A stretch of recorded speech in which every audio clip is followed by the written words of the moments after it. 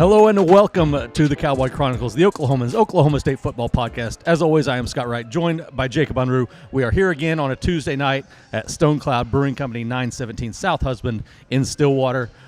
Really looking forward to having some folks that come out here and join us one of these Tuesday nights. Maybe. Really hope we can make it happen. We're going to keep pushing it. We absolutely People are going to come join us eventually. That's exactly right. It's not if they build it, they will come. Maybe we're building the podcast, and they're going to come. That's exactly right. Even if you don't come to join us on a Tuesday night, a lot of cool stuff going on here at Stone Cloud. So much stuff they had to write it on a piece of paper for me because I couldn't remember it all. Mike McClure and the Red Dirt Rangers are here on September 24th. Coach Shirley is here on September 27th. And the Oktoberfest party benefiting the Humane Society of Stillwater, October 1st. That includes Steinhoist, German music, and, of course, delicious beer. Buffalo Jones and the Herd performing at 7 p.m. I wish that we were not in Waco for that. Right? We're going to be in Waco for that one. We are. We'll be on the road. But you should come out and join it because this place is fantastic. Right. They've exactly. got live music back there tonight as well. But yes, fantastic. Come out and join them if you're not in Waco. Yes. As always, we want to remind you to be subscribing to the Oklahoman's Oklahoma State football newsletter. Almost forgot the word there. Newsletter is what it's called.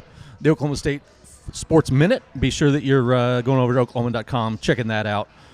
We appreciate everybody who does that. Thank you for following us along on the podcast, whether you're an Apple subscriber or whatever you might be to get your podcast, or checking us out on YouTube. We appreciate all the folks that are enjoying the podcast this year. It's been a fun year so far for the podcast. Lots of new stuff, lots of crazy stuff, but definitely enjoyable. Yeah, it's all new. Right. We're week 4 technically the season. It's a bye week, but here we are. We've got 9 more weeks of this, something right? like that. So exactly. We'll be out here every Tuesday. All right. Well, let's get started. You got a big glass today. I went big. What you drinking there, Jacob? You know, I went big and I went spicy. Ooh. Because Mike Gundy went big and Yes, spicy he was. today about the Bedlam stuff, which we will get to. But I'm drinking the Hatch 22. It's got Hatch chili peppers in it. It is excellent. It's a lager. It's wonderful. It's got a little spice, and I love it. Very nice. I went with the Journey Home, a rotator here at Stone Cloud. My first time ever drinking a wild ale. Yeah. I did not know what I was getting myself into, but I'm really enjoying it. It's been fantastic so far. Very sour. Yeah. If you like sours, highly recommend it. So check that out. Going to enjoy that here as the evening goes on. So now, if you finish that, and we need to pause.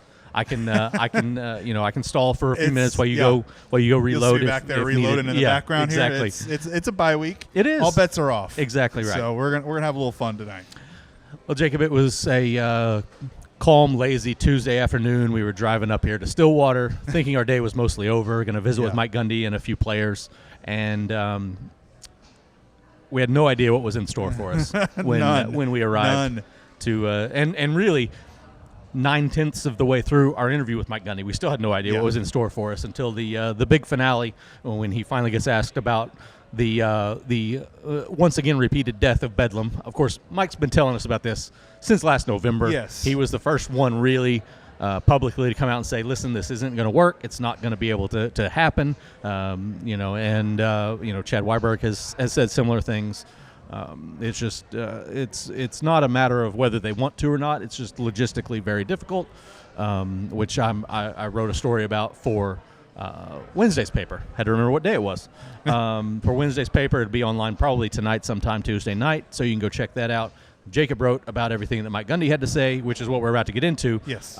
Because he was asked about it, and he came prepared, Jacob. He did his homework. I mean, he's done his homework on this. He's known all about it. But he shows up with a handwritten note in his back pocket. He stops himself and says, hold on, I got some notes here. I got to read. Begins quizzing us almost. Like, it wasn't a quiz. It's more of a challenge. Like, I'm going to read some statements off this. If it's inaccurate, if it's false, stop me. Mm-hmm. And he really wanted us to stop him if it was fake. Yeah. And we couldn't stop him. No. I mean, that we know of. That's the thing. That we know of. Right. We couldn't say that's not true. But it was fascinating. He kept going and going and going about how this is more, in his view, this is more about OU leaving than anything to do with OSU. Right. It's all scheduling is the issue. This is why there's no more Bedlam in the future. But he feels like the finger's being pointed at OSU more than it is OU, when OSU really had nothing to do with OU deciding to leave the conference. Right. And he pointed out the fact that during all the conversations prior to OU's decision, Bedlam wasn't a conversation topic. No. There was no concern about the future of Bedlam when they were signing on for whatever kind of dollar figure is in the future. Yeah. In the SEC, and he's absolutely right. Mm-hmm. It's been interesting to see the dynamic because OU officials were quick to come out and say, yeah, we want to keep playing this, without really offering an idea of how to make it happen. And not to get too buried in the numbers, but digging into the future schedules and looking at what is under contract for OSU in particular, assuming that their scheduling philosophy stays the same, where they play 9 conference games, 1 Power 5 in the non-conference, and then 2 lower-level opponents, assuming that stays the way it is and has been for a while, there's only 2030 and 2031 where Oklahoma State doesn't have a Power 5 opponent contracted for a non-conference game between now and 2038. So the possibility of working Bedlam in there, either both schools would have to change their scheduling philosophy, or they'd have to spend a lot of money breaking contracts. Yes. Or they're just going to have to live with what it is. 2031 would be the only year that both teams currently don't have a Power 5 opponent on their non-conference schedule already under contract. And neither team is going to, or neither administration is going to agree to playing just one game. Yeah, no. It's going to be a home and home. Exactly. So that's not going to work. By the time we get to 2038, and Chad Weiberg pointed this out when I spoke to him earlier today, everything with college football and college athletics is so fluid right now. Mm-hmm. It's impossible to predict where things are going to sit 5 years from now. Yeah. And then you're looking at still a decade away from having an opening to try to play this game. Things could change so much between now and then. And on that line, think about what OU just had to do. They just had to Right. cancel some of their games because they're going to the SEC. Exactly. Because they had SEC opponents on home and homes. So they've had to cancel that. They scrambled to find SMU for next year and the year after maybe? I can't remember the exact details on that. But that's the risk in this. So if OSU, they don't want to break contracts. OU doesn't want to break contracts. What do? Right. You just move on.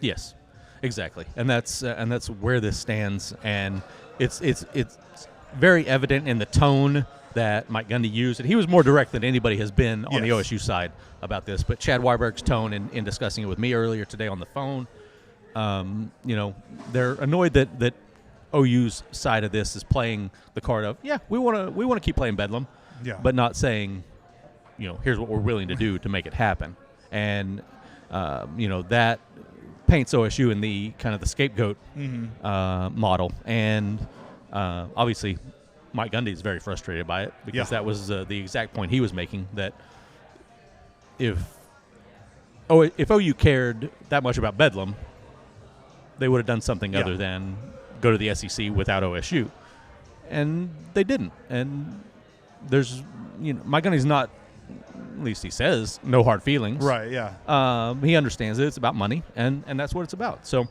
it's understandable. Other childish discussions was my favorite. That was line the best. that he Yes, dropped out. childish Anything discussions. else? Anything else that stuck out to you from that story? I think, there was some other stuff. He called Josie out by name, Joe Castiglione. Thought it was interesting. It wasn't harsh. Right. No, he said he's friends with him. Yeah. Yeah. I'm trying to think what else stood out to me on that. Just the naming off the facts of the money, and then even the TV thing that basically he doesn't see that happening either. The TV's going to come and force the hand of either school to make this happen. And I thought that was interesting. He doesn't think that's going to happen either. Right. And so I just think this, and he's ready to let it die. He's just ready to let Bedlam die. He thought it. I think he legitimately thought he's answered this question, and it's dead. And he thought this rivalry is dying. It's over. It's on its last breath. And now it was like resuscitated for, I don't know, a minute, I guess. And then he says now it's over. I think he's ready to move on. That's really what kind of said to me. He's ready to move on. He said this is the last statement he hopes he has to make on this. And so I can't really blame him because he's talked about it so much. He talked about it the week of Bedlam last year. And then Big 12 Media Days, I feel like that's almost all he was asked about. There were a lot of questions about it. And I think he got tired of it. And I think he felt like he answered it adequately then. And now all of a sudden it comes back up that this is officially official and it's done. And so I think that's what I noticed. Right.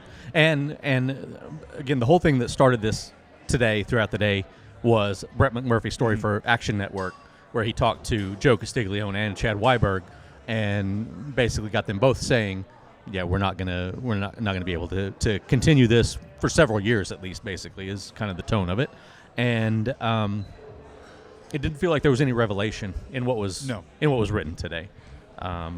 So it was it felt odd, at least from our vantage point, having been there every time Gundy has talked about this, to be writing about it again, it just having to ask about it finally again. Someone with the power to say it's done, Right.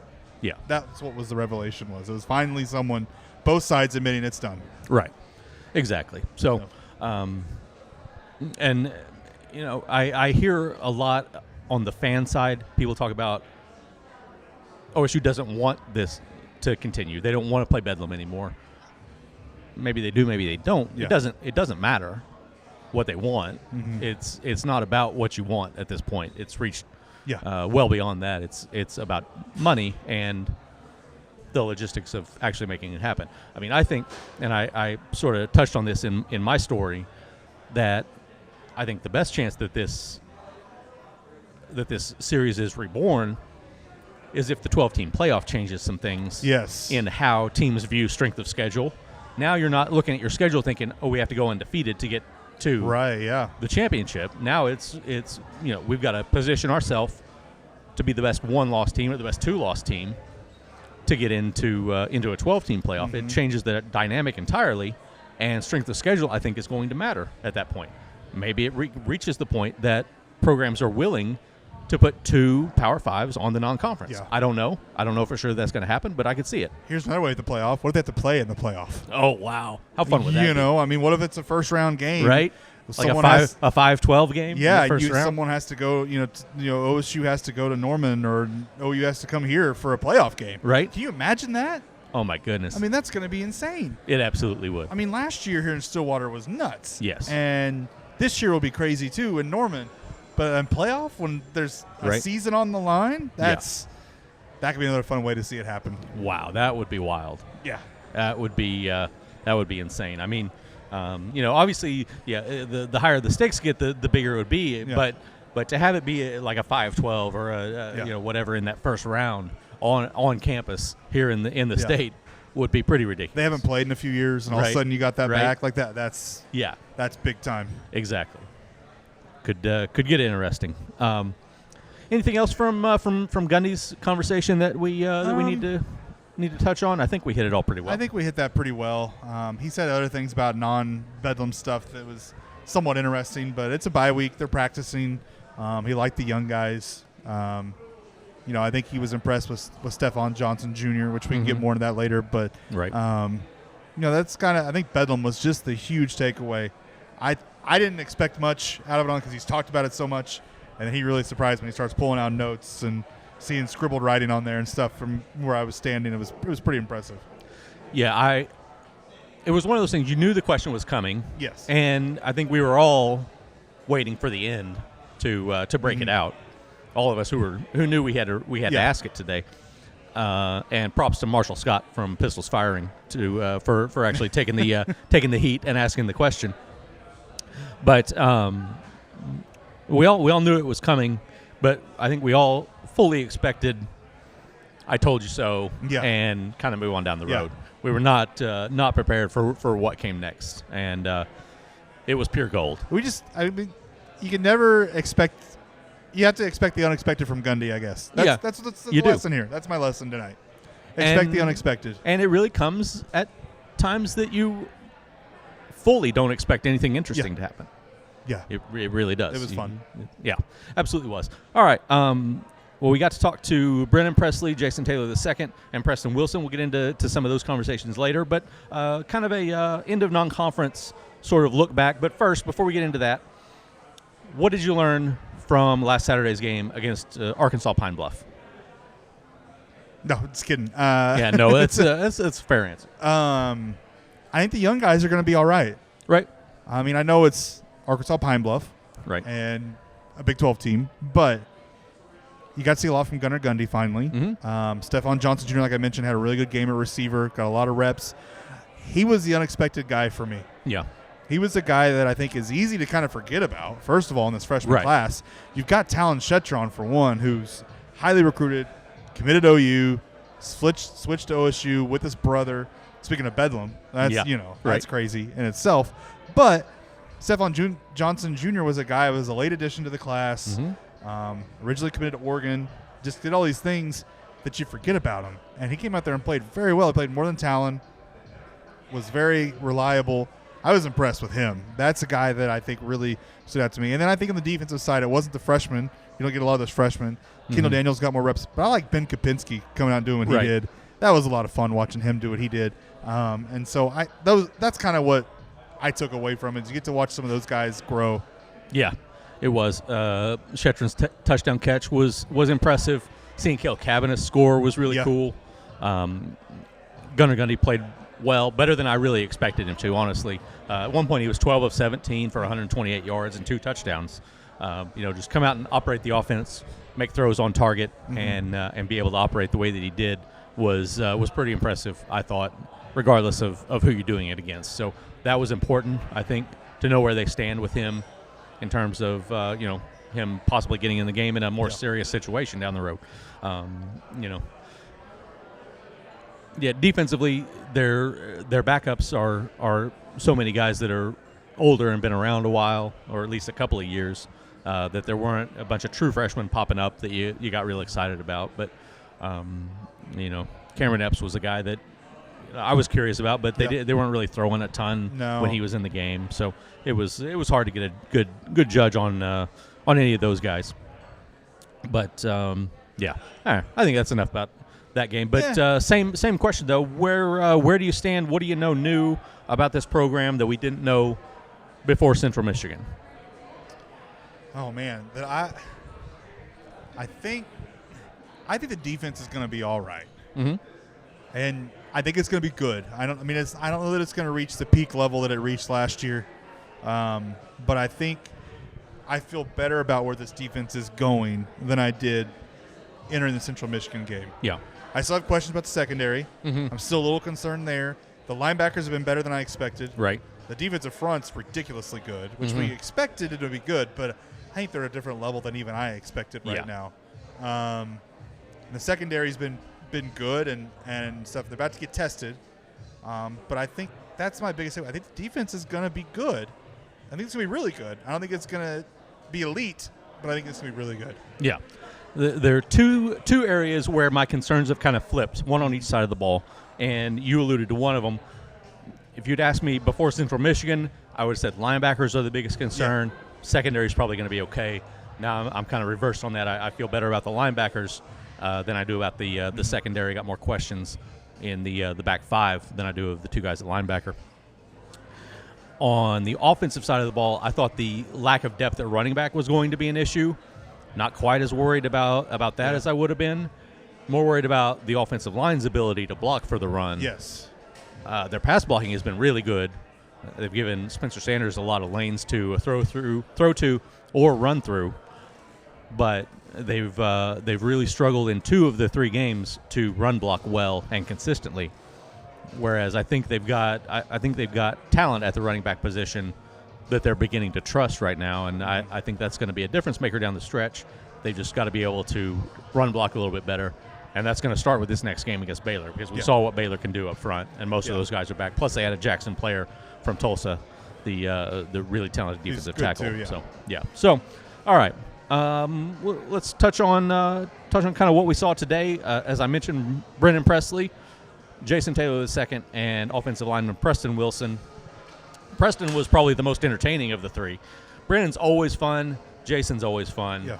Preston, we haven't talked to him enough to know how much fun he could be. But he was giving us a lot of good stuff, talking about getting sweaty hands during games, and Spencer Sanders giving him his towel to make sure he doesn't have an excuse for a bad snap. And his 7,000 calories a day. 7,000 at one point to gain weight. Yeah. So I thought 7,000. My goodness. Said that he ate an entire large pizza after practice one day last week, just working that hard. Now, the whole conversation came up because some of us were asking about the tempo of the offense, how much more running there is. He talked a lot about off-season work and the things that they were doing to get in shape and get prepared to run this offense as fast as they are right now. And then the topic of his weight came up because he talked about having to gain weight early in his career and how much he was eating. That's where the 7,000 calories came in. And, yeah, he mentioned that he ate an entire large pizza one day after practice. So there's days when it's not that easy to do all the eating that he has to do to keep his weight on. But it's pretty fascinating. I'm trying to think if I've ever had 7,000 calories in one day in my life. Trying to think. I mean, I could have, I guess. I love good food. Right. And I'll gorge myself if I'm not careful. But 7,000 is a lot. A lot of food. I think I'd be in a food coma before then, right? I mean, come right? on. I mean, goodness. And obviously, it's not just like some grilled chicken and rice. Yeah, that he's I mean, he's eating pizza, cheeseburgers, stuff like this. He's really getting after it. Where the large pizza was from? We should have asked where it was from. Yeah, I had that in my mind, and then Did he get like a hideaway that's kind of a thick, right, meaty pizza? Yeah. Did he get like a thin crust that like Domino's or something? Right. You know, I mean. Yeah, it's a good question. That's a very good question. We'll have to follow up on what and where he's ordering from. So yeah. But I thought that was entertaining. You got to talk to Jackson Taylor II. I did not. Yeah. How was JT today? He was good. I asked him about Bedlam. Speaking of that, and he said, he's kind of bummed to see it go, but I think he's going to finish his career playing in it. So I don't think he's not too concerned. He said he's got friends at OU and on the team, and he's kind of become. But he's like, it's kind of become our own teams. Like it's not a rivalry, and so he was good about that. And he talked a lot about the secondary and the communication that they've improved on, and he said he actually kind of expected some issues communication-wise, and didn't necessarily surprise him. But he says it's like you walk into a room full of new people that you don't know. He says it's kind of what he expected. He says it's getting better. So he was good with that. That's kind of what we focused on a little bit on that was with him was kind of about just how that secondary has improved, and he likes where the secondary is, especially Blake Shapen coming up. He likes where they're at.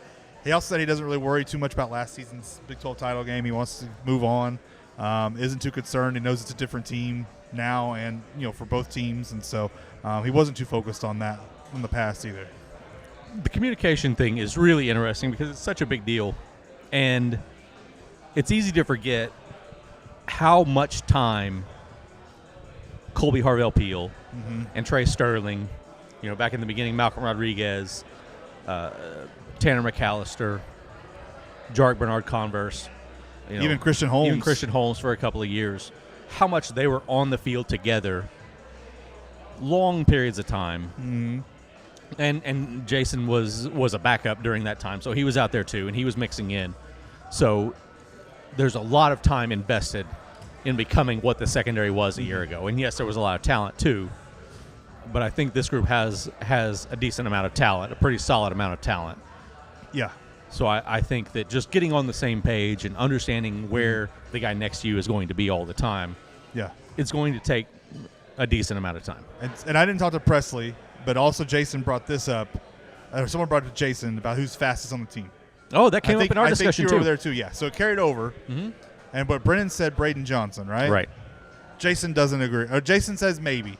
Yeah. And then he disagreed on the second fastest because Brennan said himself apparently. Yes. Jason said there's no way. No way he's the second fastest. He talked about himself. Mm-hmm. Jason's apparently pretty fast, which he is. Thomas Harper. He brought the secondary. A lot of guys in the secondary, how fast they are. Apparently Corey Black can fly. That was a name that got mentioned by Brennan. He said he's deceptive because it's just his form is so perfect. He's fast. Yeah. But Jason basically said the secondary is incredibly fast. It was brought up how fast receivers are, and the fastest Casey Dunn's coached in a long time or ever. Right. And Jason says the secondary is probably faster. So which I thought was kind of fun. And so now I want to see him race. He said he has not raced Braden Johnson yet. I think he's wants to or going to. He wasn't quite specific. But I want to see some races here. I need to see some races. We've had this debate a few years back with Braden Johnson and Chuba Hubbard, who was faster. I think Chuba was faster. I think so. But now I'd like to see this debate brought back again and see some races. Right. Carry this over to my conversations with Brennan Presley. That was a very early question that he got asked, and he said, no doubt, Braden Johnson is the fastest on the team. Said he might be the fastest receiver in the Big 12, which I don't know how you judge that. But sure. Okay. I'll take his word for it. He did say he was second. He said Corey Black would not be happy to hear him say that he was was second fastest. I think Corey was the first one Jason brought up. Yeah, I could see that. Sounds like he's he can move pretty good. Yeah. So, which makes sense. All the special teams plays he makes. Right. Yeah. Makes sense. Yeah, it absolutely does. Brennan, always fun stuff talking to Brennan because you never know where the conversation is going to go. We did get him talking about Braylon, his little brother, playing in his most significant action to this point of his career, second game of the year. And, he said they talked a little bit, not a lot. So he gave him a little bit of trouble for having the ball go through his hands and turn into a pick. That was my next question, if he gave him some crap for that. Just a little bit, he said. He said he's done it enough times that he can't he can't give him too much crap about that. So, he talked a lot about the speed the offense is playing with as well, and the value of having so much depth at receiver. That they can go out there and wear themselves out and reload and be ready to go again. And their experience, their ability to get lined up, get in the right spot, run the right route really quickly is the biggest key from the receiver perspective. And I think that's going to be something I'm going to write about it later this week. I think going more four wide, more up tempo is going to be the key for this offense throughout the course of the year because they're so capable of making plays at the receiver position. Yeah, and it's fast that way. Right. And Spencer plays better that way. I think you're spot on there. I think that they do that more because they've had success with it. I think they're not showing it as much, maybe in non-conference. But I think we could see it more. Yeah. They ran four wide. The first half of the Central Michigan game, they were really going up tempo. They were running a lot of four wide. 20 snaps in the first half of the Central Michigan game when they were really going at a fast pace, scoring like crazy. So a lot of four wide, a lot of up tempo. I think that's going to be something that Casey Dunn relies on a lot this year. The key will be improved run blocking out of that set because the next week against Arizona State, you saw them go to three wide, bring in a tight end, try to run the ball a little bit better. And so I think that's going to be the biggest key is that you got to be able to keep running the ball a little bit to keep things balanced. So we'll see what direction that goes. But I'm very fascinated by that whole aspect of this offense. All right. Anything else that jumped out at you from player talk today? No, I think that about covers it. We had some fun tonight. We did. It's a bye week. You got to have fun, right? So I think we had some fun with some guys. Exactly. We absolutely did. All right. It's I want to talk about the State Fair. This brings the football portion of the show to a close, as we do here at the end. Kind of venture off into some random things. I went to the State Fair with my son actually twice already. Twice already? Yes. I haven't been at all. He's been. He's I'm not sure I'm going to make it this year. year. Big fan of the fair. I'm curious, though, because of where you grew up. What was the State Fair like when you were a kid? In Tulsa? Yes. So I went to the Tulsa State Fair. They call it the Tulsa State Fair, which I never quite understood. Right. The idea that it's the State Fair. Yeah. But I loved it. Yeah.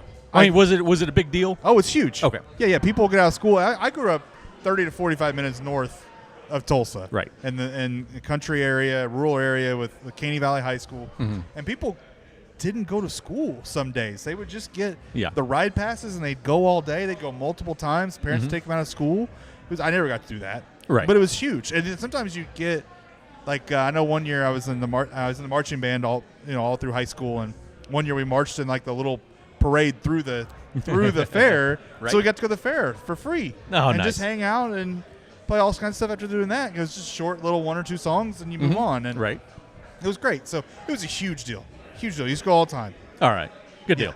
I grew up in Yukon, obviously a few miles down the road from State Fair Park. So the State Fair in Oklahoma City, always a big deal for us as well. So with that, rather than doing draft style like we've done the last few weeks with different topics, we're going to do 3 different categories. Get your top answer in each one. Okay. Number 1, favorite fair food. Oh man! So if I was a little kid, it would be the Dippin' Dots because they're the ice cream of the future. Ice cream of the future. And Dippin' Dots are still the longest line at any event you go to. I don't understand it. For some reason, it's still the ice cream of the future. I don't know when the future gets here. Yeah, exactly. I would have said that. Now, I think my favorite thing I love to go get the deep fried mashed potatoes. Ooh, strong. They are big time. You Yeah. go and there's one stand that does it in Oklahoma City, and they do 3 different kinds. There's like a garlic kind. There's like a bacon kind. It's all mashed potatoes deep fried. It's so good. That's my favorite. That sounds pretty fantastic. Yeah. Mine isn't quite that adventurous, and I know there's a lot of adventurous stuff at the state fair, but the first place I ever had the chocolate dipped cheesecake was at the fair. That's good. And now that's become a I say pretty old school with my fair foods. I'm getting me a corn dog. That's I'm getting me a cheese on a stick. Yeah. And we get that too. And it'd be the chocolate dipped cheesecake. That's good. Yeah. Big time good. The runner up for me too. I have to say this: the barbecue parfait. Ooh. Which is mashed potatoes again. Right. I love mashed potatoes at a fair. Apparently so. Mashed potatoes with like pork and barbecue sauce and I think corn, all this stuff mixed in like a parfait. It looks like a parfait. It's wonderful. Very nice. All right. I know you're big into the food. That's the primary reason you go to the fair. Yes. Absolutely. But what is your favorite non-food activity at the fair? Oh, man. Non-food activity at the fair. That takes out beer, right? Probably so. Okay, Yeah, okay. I think we're gonna have to. All Yeah, I think we're gonna have to cut right. beer on this one.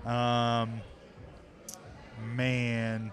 I mean, I guess I used to like to go and do the rides and stuff. I don't really do that anymore, Yeah. but I used to love to do that when I was a teenager and Yeah. stuff.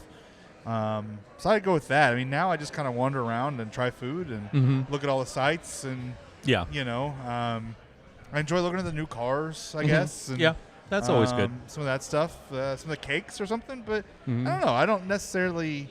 I go for the food, I guess. I don't Right. have an answer. Yeah, like that's a fair. Great for That's my fair. age now. Back Right. back in high school and growing up, it would have been the rides and, Right. and doing all that fun stuff. What about you? It's funny. My obviously my son's 13 now, so for several years now I've been going strictly for the rides. That's Right. all. That's all we do. Yeah. And my thing when I was young, always, and even up into my 20s before I was a father, was the games. Okay, yeah. I blew a lot of money playing those carny games, man. The horse racing where you roll the golf ball up and the horse goes however many far you get based on the hole. Man, I'll sit down and play that thing all day. Shoot a water gun into a target to win me a stuffed animal. Yeah. I came home with so much junk. Oh, yeah. So many trash I prizes. did a lot of shopping, too. Came up with a lot of shopping junk when you go shopping through the buildings. Right. Kind of that. I'm a sucker for some of that stuff, too. Yeah. But yeah, so now we buy the wristband to ride all the rides, and if I'm lucky, I get to work in one game at the end of the day. But that's pretty much it. So, all right, last thing we'll end with this. Go back as recent or as far as you want. Favorite fair memory. Favorite fair memory. I don't have a specific thing necessarily. I used to love, this is back in the 90s when I was a kid, and go get baseball cards there. Because Really? the Tulsa State Fair and the vendor buildings, there was a lot of booths set up with just baseball cards. Wow. And stuff, people selling cards. That's really And cool. stuff. I never saw that And in Oklahoma City. I loved it. I would go there and I would just load up. And I would spend most of my time there just hanging out, picking out cards, buying packs, opening them, doing stuff. That is my favorite fair memory. And they don't do that anymore because people just don't set Right. that stuff up. But Yeah. that is what I remember as a kid, going and doing that and just getting all kinds of baseball cards there at the fair. All right, mine, 1988. I remember the year Wow. very vividly, which would have made me, at the time I was 9, getting ready to turn 10. My little brother was 5. And we pulled up to this one game, and it's one where you had to throw a dart, and there were stars on the wall. Okay. And it was like a black outline of a red star. And like if you hit the black, you didn't win. You had to hit in the red, which made it look way bigger than it actually was, made the target actually look bigger than it was. If you hit the red star, you won this like 2 foot tall Spuds McKenzie doll. Spuds was huge at the time. Okay. Are you old enough to remember I Spuds don't know McKenzie? Spuds McKenzie. You don't but know I'm- Spuds I don't- McKenzie at all? I don't think so. Maybe All right, I do. well, you're going to have to Google up Spuds Okay. McKenzie when we leave. But I bet if I saw Spud McKenzie, I'd be like, okay. But Yeah. right now, it's not coming to my head. It was the spokes dog for Budweiser back in the no. mid '80s. Really big, huge deal. But anyway, my family just randomly, we love Spuzz McKenzie. He was great. And I step up there, first throw, nail it, win the Spuzz McKenzie doll. Oh, man. I'm fired up. My 5-year-old brother, 2 minutes later, like I am drenched in joy. I'm elated. My 5-year, I think I'm really damn good at darts because I just nailed this thing. Yeah. My 5-year-old brother steps up. They have to stand him up on the table because he can't even reach over to throw. First shot, nails it. He wins Spuzz McKenzie too, and it crushed me just a little bit. Oh, I'm so sorry. I still enjoyed my Spuzz McKenzie, and eventually we both had Spuzz McKenzie dolls, and we bonded over it. But man, I thought I was Do you so still have good. the Spuzz I McKenzie don't. dolls? I feel like you really, guys both should still have them. We should. Like, we absolutely should. It breaks my heart a little bit that we don't. But that's unfortunate. I went from way up here to way down here. I was like, seriously, Oh, man. he can't even throw a baseball yet. Well, he could. He was 5. He could, but still, it was really hard for me in my 9-year-old brain to wrap around. Like I went from so cool to not so great. Oh man, that's funny. That's good. It was rough. And I also think of the Tulsa State Fair. Going back to your original question with Tulsa State Fair, was like it used to be connected to Bell's. Oh, really? Yeah, it was. That's like awesome. They connected it, and so you got to ride the Zingo. You got to do the log ride. You got to do all these things. That's also something I think about. Nice. That Good was stuff. fun. Good stuff. All right. Well, with that, I think that about wraps us up here at Stonecloud. I want to remind you again of all the cool stuff that they've got coming up here. Mike McClure and the Red Dirt Rangers are here at Stonecloud in Stillwater on September 24th. Coach Shirley is here on 9/27, the 27th of September. Oktoberfest party benefiting the Humane Society of Stillwater on October 1st. Going to have Steinhoist, German music, and delicious beer here at Stonecloud. Highly recommend just about any beer. I haven't found anything I didn't like so far. This place is excellent. You're not going to find a bad beer, and they've got a German, like a German style beer that I've had on one of these podcasts, Fest beer, that you could put in the Stein and really enjoy. Absolutely. Buffalo Jones and the Herd here, October 1st at 7 p.m. for the Oktoberfest party. So come out, check it out, 917 South Husband here in Stillwater. Come enjoy all the festivities. Great place. We're really loving having our podcast here. Again, we're here on Tuesday nights, roughly 7 p.m., about the time we get fired up and going. So we're always updating on Twitter, at Jacob Unruh, at Scott Wright OK, giving you updates of what time we're going to be arriving and starting. It's between 6:30 and 7 every week. So we'd love to see some guests come out and some listeners come out and join us one of these nights. That would be a lot of fun. So with that, is that everything? I think so. We wrap it all up? I think so, yeah. Good deal. Well, that'll do it for this week. Again, no game this week, so no post-game podcast. So the next time we talk to you will be next Tuesday, coming to you from here at Stonecloud. So thank you to the folks at Stonecloud. Thanks to Addison for her editing work to put all this together. And thank you for listening to the Cowboy Chronicles podcast.